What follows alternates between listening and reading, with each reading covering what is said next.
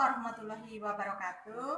Halo anak-anak, semoga selalu sehat dan dalam lindungan Allah SWT. Selamat bertemu lagi dengan Bu Feni di Modi Daring ini.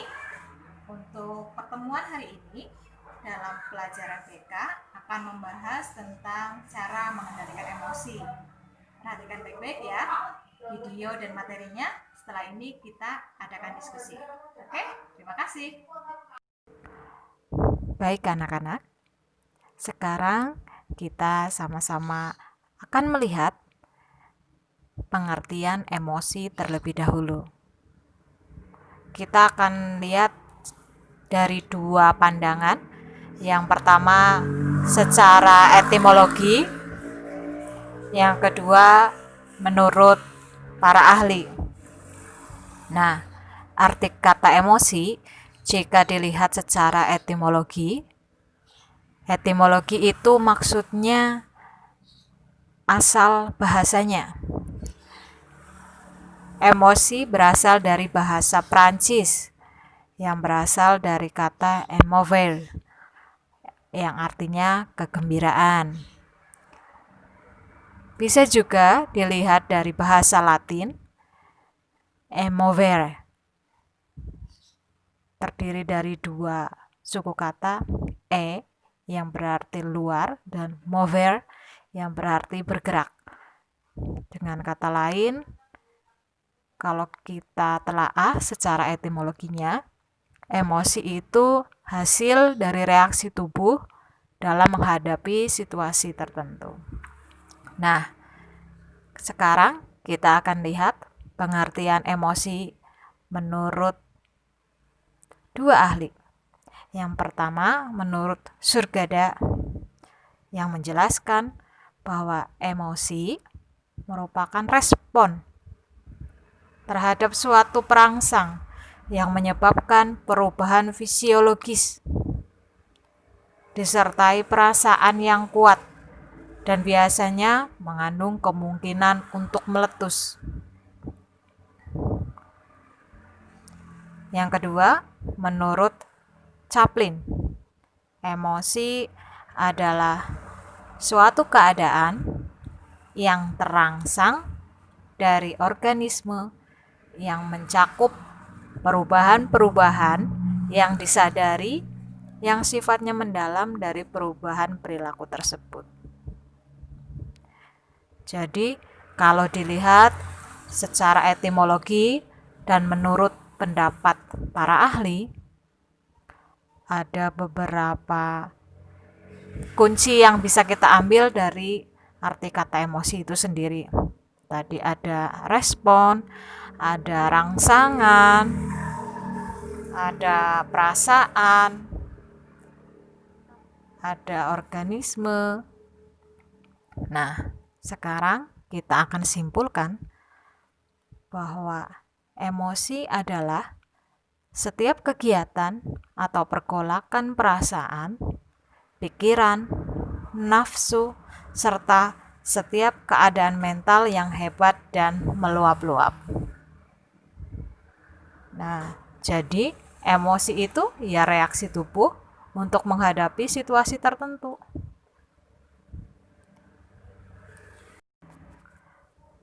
Selanjutnya, kita sama-sama akan membahas mengenai jenis-jenis emosi.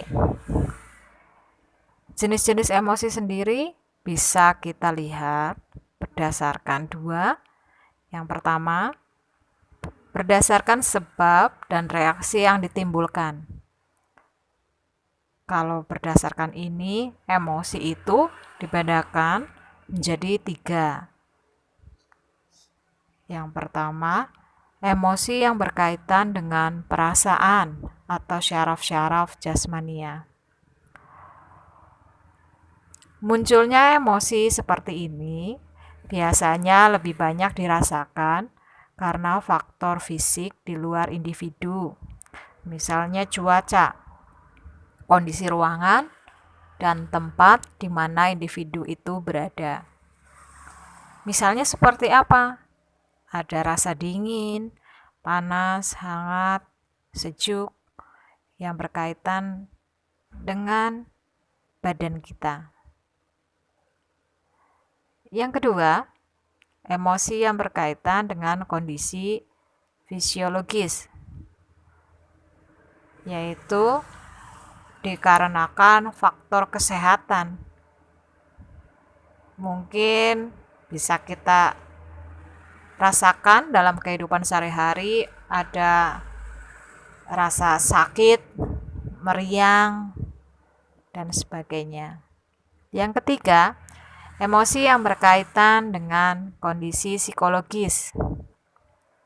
Kalau emosi yang seperti ini lebih banyak dirasakan karena faktor hubungan dengan orang lain atau individu lain di luar diri kita. Misalnya seperti apa? Ada cinta, rindu, sayang, benci, dan sejenisnya.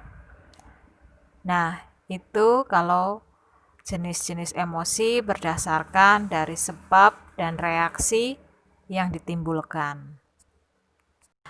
Nah, kalau tadi kita sudah membahas jenis-jenis emosi berdasarkan sebab dan reaksi yang ditimbulkan, sekarang kita akan membahas jenis-jenis emosi berdasarkan emosi dasar manusia. Emosi dasar manusia itu ada 4, yaitu 1.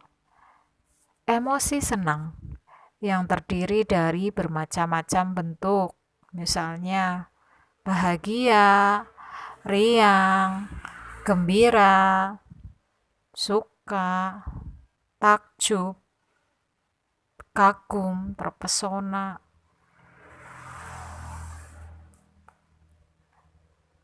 Selanjutnya, emosi sedih. Jenis emosi sedih itu gambaran rasa tidak senang, kecewa, tidak suka. Mungkin bisa juga bentuknya seperti malu dan duka yang mendalam. Nah, emosi yang ketiga itu tentang takut. Gambaran rasa tidak senang yang dialami oleh seseorang terhadap objek dari luar diri maupun dalam diri orang tersebut. Objek dari luar itu seperti apa? Misalnya perasaan takut terhadap rangsangan. Jika kita ibaratkan mungkin kita takut misal dengan pencuri, dengan hewan yang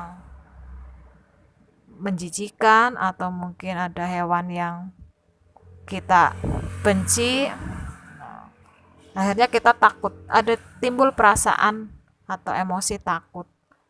Contohnya dengan ular, harimau, atau mungkin dengan kalajengking. Kalau dengan objek yang dari luar tetapi tidak berbentuk fisik, bisa juga seperti situasi atau kondisi. Emosi takut itu misalnya takut tidak lulus ujian atau takut salah dalam mengambil keputusan. Itu juga termasuk dalam emosi.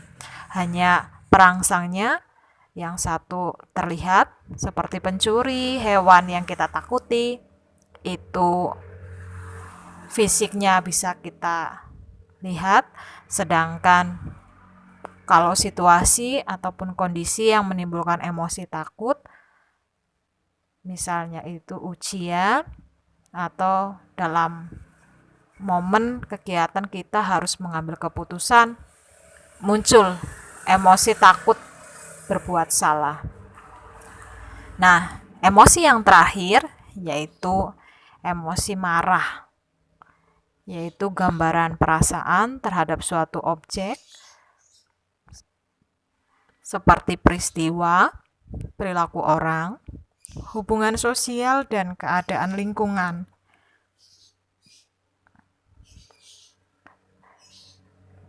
Apa bentuk dari emosi marah? Bisa kita merasa jengkel, dendam, kesal, sebal, benci, dongkol. Nah, itu adalah jenis-jenis emosi. Lalu, bagaimana dampak terhadap kondisi kita, tubuh kita, dan juga mental kita jika kita tidak bisa mengendalikan emosi? Sekarang kita akan bahas efek apa saja yang terjadi pada tubuh kita saat kita tidak bisa mengendalikan emosi. Yang pertama, kemarahan. Kemarahan yang kalian rasakan secara fisiologis bisa memicu rasa sakit di bagian punggung. Bahkan pada studi terbaru yang dilansir dalam jurnal Pain mengungkapkan bahwa amarah dapat mengaktifkan jalur saraf yang mentransfer ketegangan mental ke otot-otot yang mengelilingi tulang belakang. Nah, saat kita marah, otot-otot kita akan menegang dan itu memberikan efek buruk kepada tulang punggung atau tulang belakang kita. Efek yang selanjutnya yaitu kesepian. Pernah nggak kalian merasa sepi? Mungkin merasa sendirian, merasa tidak ada siapa-siapa yang menemani kalian, atau saat kalian butuh, saat kalian perlu bercerita dengan seseorang tapi tidak ada orang itu. Akhirnya kalian merasakan kesepian. Nah, dampak dari tidak bisa mengendalikan emosi salah satunya kesepian. Karena biasanya orang yang emosinya tinggi cenderung dijauhi oleh lingkungan. Lalu bagaimana kalau orang yang kesepian itu? Biasanya orang yang kesepian mengalami tekanan darah tinggi yang cukup signifikan sehingga bisa meningkatkan risiko serangan jantung. Karena dia merasa tidak punya teman, tidak punya orang lain untuk diajak bercerita, atau mungkin saat sedang emosi dia sendirian, memikirkan sendiri, akhirnya memicu tensi darahnya itu meningkat. Akhirnya tensi darahnya tinggi. Nah, saat tensinya tinggi itu secara signifikan dapat meningkatkan resiko serangan jantung.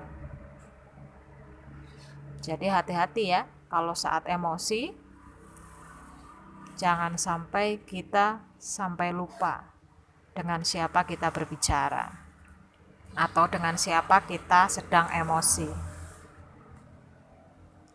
Dampak yang ketiga yaitu depresi. Orang yang tidak bisa mengendalikan emosi dapat mengalami depresi. Nah, depresi itu apa? Itu adalah tindak lanjut atau kelanjutan dari kesepian. Orang yang merasa sendirian, orang yang merasa tidak punya teman, tidak saat ada masalah tidak ada yang bisa diajak bercerita, akhirnya dia bisa merasakan depresi, kesedihan yang amat mendalam. Orang-orang yang mengalami serangan depresi ini memiliki resiko 69% lebih besar terkena kanker dibandingkan mereka yang tidak mengalami depresi.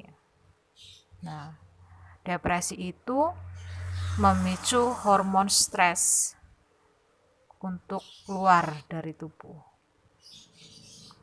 Nah, saat hormon stres itu keluar, pertumbuhan sel dan regulasi siklus sel dalam tubuh kita menjadi terhambat. Hal ini berpotensi memicu munculnya kanker. Makanya harus hati-hati. Nah, dampak selanjutnya yaitu pesimis. Pesimis itu perasaan bahwa sudah tidak ada harapan ataupun tidak ada semangat. Biasanya orang yang tidak bisa mengendalikan emosi marah, mungkin merasa kesepian, akhirnya depresi, dia tidak punya harapan, merasa pesimis, seperti sudah percuma untuk melakukan sesuatu. Padahal dia belum mencoba, tapi rasa pesimis itu sudah menguasai dirinya. Mungkin takut gagal, perasaan tidak bisa. Nah, pikiran-pikiran negatif ini yang dapat merusak pembuluh darah dan mengganggu bagian dari sistem saraf yang mengendalikan detak jantung kalian. Lalu bagaimana? Tadi sudah mengalami kemungkinan darah tinggi. Nah, sekarang ketambahan mungkin stres akhirnya hormon yang jelek jadi keluar dalam tubuh, lalu muncul perasaan pesimis yang membuat sistem saraf pengendali detak jantung menjadi tidak beraturan. Nah, selanjutnya resikonya adalah mengalami stroke. Dampak yang terakhir bagi tubuh apabila tidak bisa mengendalikan emosi adalah kecemasan. Kecemasan atau anxiety. Nah, penelitian di Inggris itu ada yang mengungkapkan bahwa kecemasan dapat meningkatkan resiko demensia. Nah, kelebihan hormon yang ada karena kecemasan itu dapat membunuh sel-sel otak dan menciutkan pusat memori Anda. Nah, ini bahayanya. Perasaan cemas yang berlebihan jadinya sudah punya sifat pesimis, merasa tidak mampu, ditambah lagi dengan cemas, ketakutan yang berlebihan. Itu akan mengganggu, bahkan membunuh sel-sel otak dan mempersempit pusat memori yang ada di otak kita.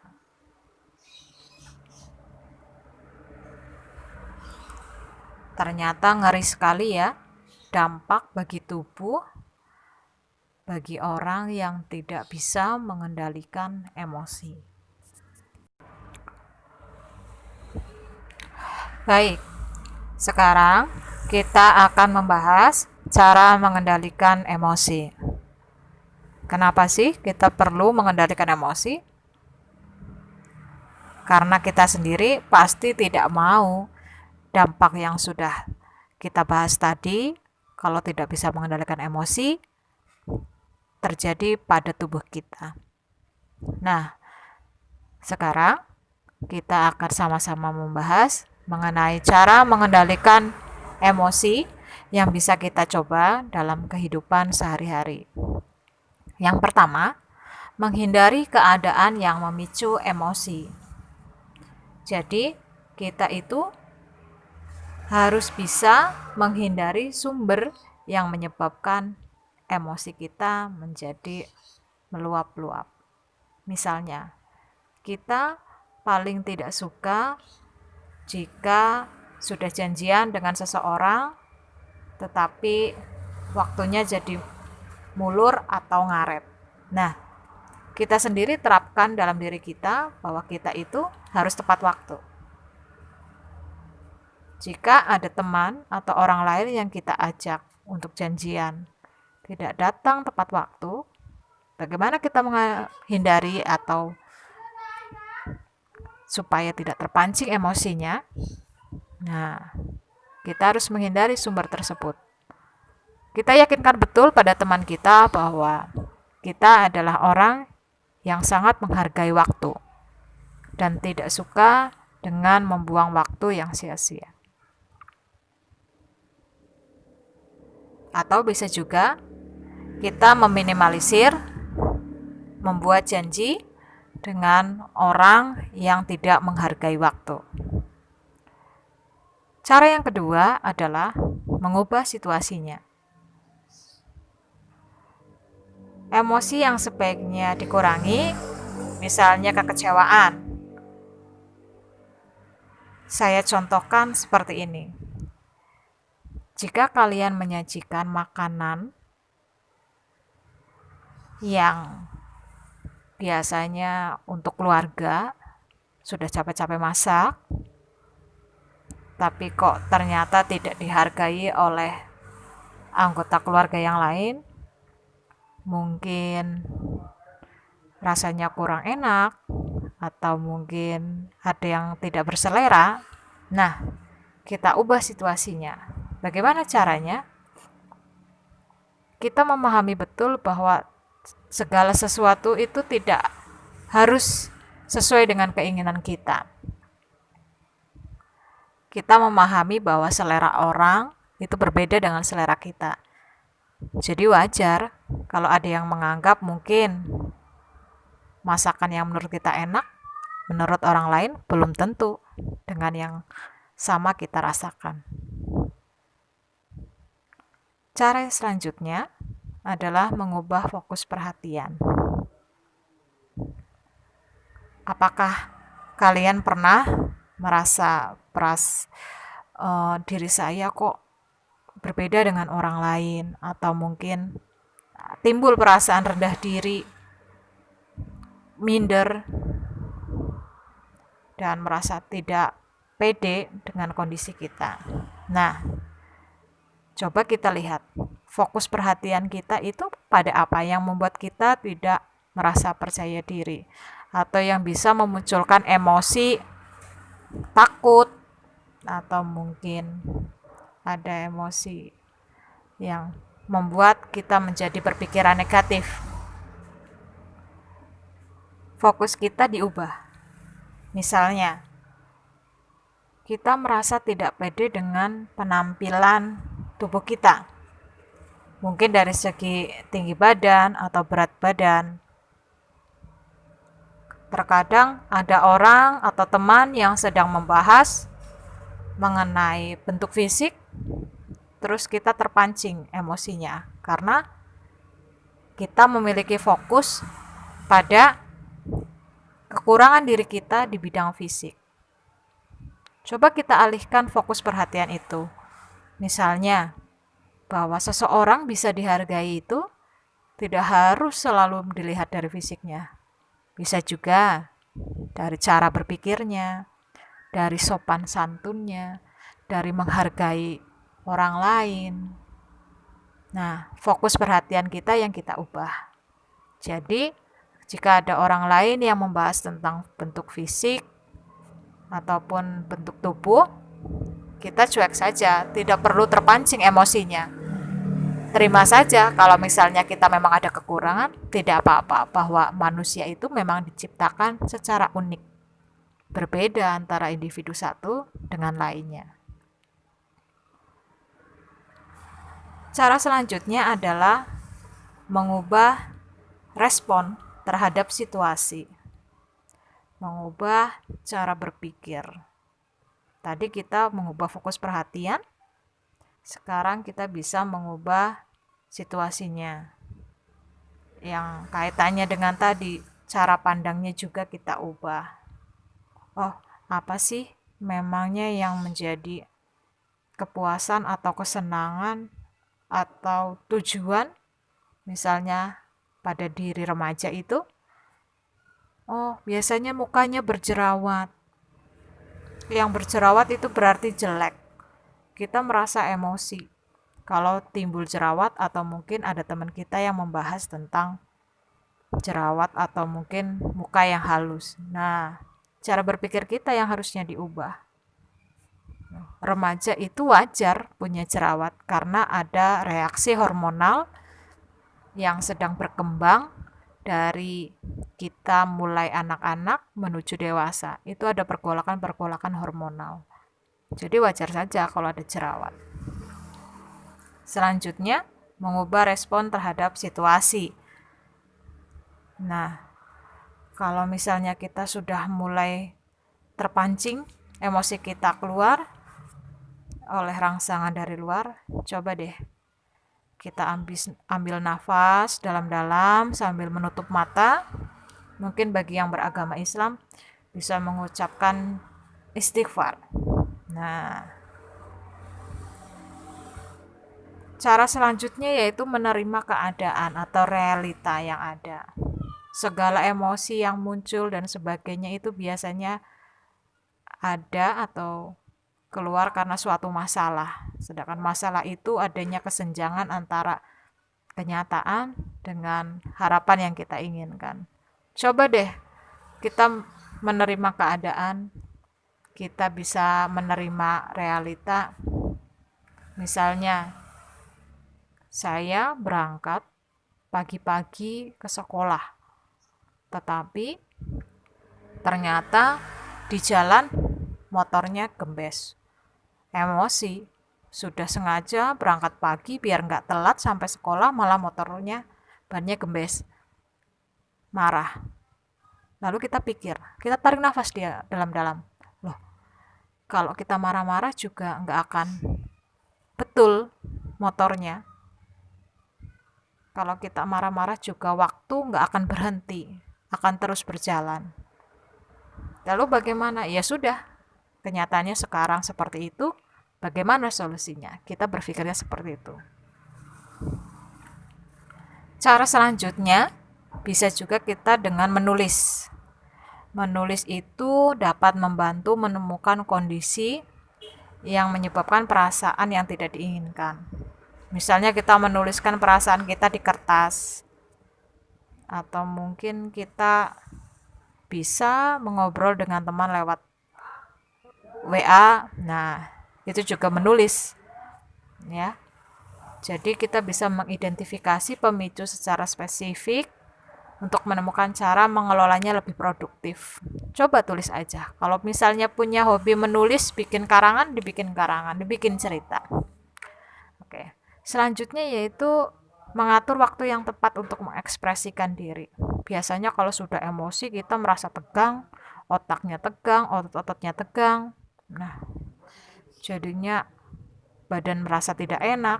Nah, coba kita relaksasi sebentar. Mungkin yang biasanya bisa tiduran atau tidur siang, coba dibawa tidur siang. Atau mungkin minimal mengambil wudhu terlebih dahulu, tidak apa-apa.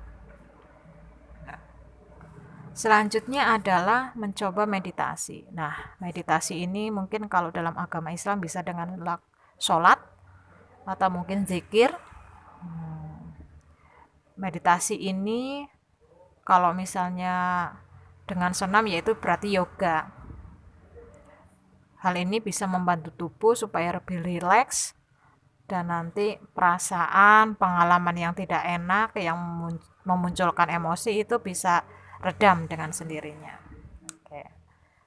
Selanjutnya adalah mencoba bersikap atau bersifat responsif, tidak reaktif. Kalau misalnya kita dipancing oleh teman, diejek, dihina atau mungkin ditertawakan terus kita terpancing emosinya, coba tarik nafas panjang, terus jangan langsung bereaksi atau reaktif. Coba kita responsif aja. Tanya kenapa teman kita berbuat seperti itu, tujuannya apa. Nah, kalau memang sudah ketahuan tujuan temanmu itu apa, berbuat seperti itu, kemungkinan untuk munculnya emosi dalam diri kamu tidak akan sehebat atau sebesar saat kamu langsung bereaksi terhadap tindakan temanmu itu. Selanjutnya adalah memaafkan. Coba kalau sedang emosi kita maafkan, kita lepaskan pikiran, perasaan tidak suka, kecewa, dan sebagainya. Kita keluarkan emosi negatif yang ada dalam diri kita, dari kepala kita, karena kita akan berpikir bahwa emosi ini tidak menguntungkan. Dengan kita emosi seperti ini tidak akan merubah keadaan. Dengan kita emosi seperti itu, dampak bagi tubuh kita akan sangat buruk. Sudahlah, coba kita maafkan. Yang terakhir, cara yang paling akhir yang bisa kita coba atau kita lakukan untuk mengendalikan emosi yang berlebihan adalah konsultasi dengan terapis. Nah, ini kalau sudah levelnya sangat berat, misalnya kita emosinya itu sampai bertindak agresif, destruktif, merusak barang-barang, nah itu perlu diwaspadai. Memang bagusnya dikonsultasikan dengan terapis atau ahli untuk meredam emosi. Nah, seperti itu cara-cara yang bisa kita lakukan untuk mengendalikan emosi. Coba kalian berpikir, kira-kira pernah nggak saya merasa emosi dan secara tidak langsung, oh ternyata saya juga pernah berperilaku seperti itu, cara mengendalikannya seperti ini. Nah, nanti kita akan diskusikan bersama pengalaman-pengalaman kalian bagaimana cara mengendalikan emosi, atau mungkin kalau yang belum pernah mengendalikan emosi, biasanya kalau marah, kecewa, nangis itu langsung banting barang, banting pintu. Coba kira-kira nanti cara yang bagaimana yang akan kalian pilih untuk mengendalikan emosi kalian setelah kita bahas cara mengendalikan emosi tadi. Selanjutnya kita akan berdiskusi supaya kita tahu, oh bagaimana aplikasinya dalam kehidupan sehari-hari. Oke, terima kasih.